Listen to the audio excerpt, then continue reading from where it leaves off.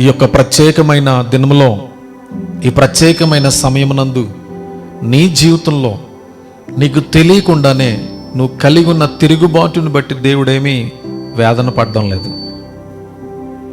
నువ్వు ఆయనకి ఎంత వ్యతిరేకంగా బ్రతికినా నీ పట్ల ప్రేమ చూపిస్తూనే ఉన్నాడు ఆయన. నువ్వు ఆయనకి ఎంత దుఃఖాన్ని కలిగించినా, ఎంత ఆయాసాన్ని కలిగించినా, ఆయన ఎంత విసర్జించినా, నేను నిన్ను విడువను ఎడబాయినని నీ వెంట తిరుగుతున్నాడు ఆయన. నువ్వంటే అంత ప్రేమ ఆయనకి. నీ జీవితంలో ఎవ్వరూ చేయలేనంత గొప్ప కార్యం నీ నిమిత్తం చేసి వెళ్ళిపోయాడు ఆయన.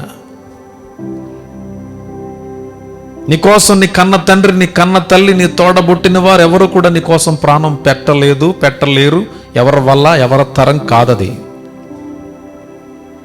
నీకోసం తన ప్రాణం పెట్టి, నీకోసం రక్తాన్ని చిందించి, నీకోసం అవమానింపబడి, గాయపరచబడి, హేళన చేయబడి, అన్యాయపు తీర్పును పొంది సిలువ రాణు మీద తన ప్రాణాన్ని అర్పించింది ఎందుకో తెలుసా? నీ జీవితంలో కార్యం జరిగించడానికి. ఆమె చెప్పాలా?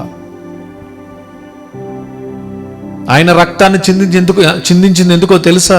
నిన్ను పరిశుద్ధుడిగా, పరిశుద్ధరాలుగా మార్చడానికి, నీ జీవితంలో ఆశీర్వాదం ఇవ్వడానికి, నీ జీవితంలో ఉన్న శాపాన్ని కొట్టివేయడానికి, నీ నిందను కొట్టివేయడానికి, నీ భారాన్ని తొలగించడానికి, తన జీవాన్ని నీ జీవితంలో ఇచ్చి అనేక మందికి నిన్ను ఆశీర్వాదంగా నిన్ను స్థిరపరచడానికి దేవుడు అద్భుతమైనటువంటి ప్రణాళిక కలిగి ఉన్నాడు ఈ ప్రత్యేకమైన సమయంలో.